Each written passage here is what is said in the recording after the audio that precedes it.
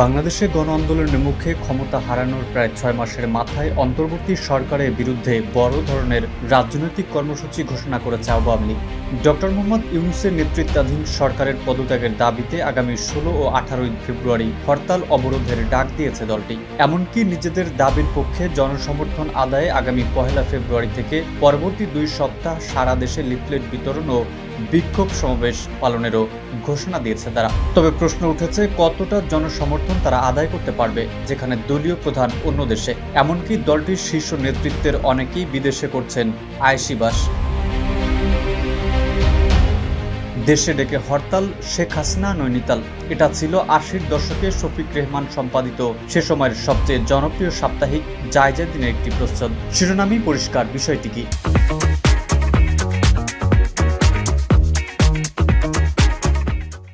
তখন এরশাদ বিরোধী তুমুল আন্দোলন। গণ আন্দোলনের নেতৃত্বে দুই নেত্রী শেখ হাসিনা এবং বেগম খালেদা জিয়া বিভিন্ন জোট এবং দল একসঙ্গে কর্মসূচি ঠিক করে নিজ নিজ প্ল্যাটফর্ম থেকে কর্মসূচি ঘোষণা করত।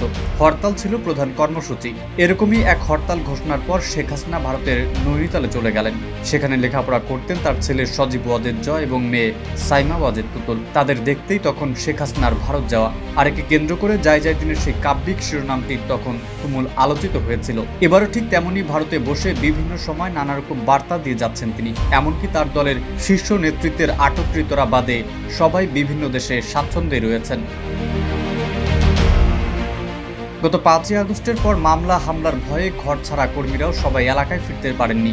অল্প যে কয়েকজন ফিরেছেন তারাও প্রকাশ্যে আসতে চাচ্ছেন না। এ অবস্থায় দলটি কিভাবে হরতাল অবরোধের মতো রাজপথের কর্মসূচি পালন করবে এবং সেক্ষেত্রে তারা কতটুকু সফল হবে সেটি নিয়ে প্রশ্ন দেখা দিয়েছে।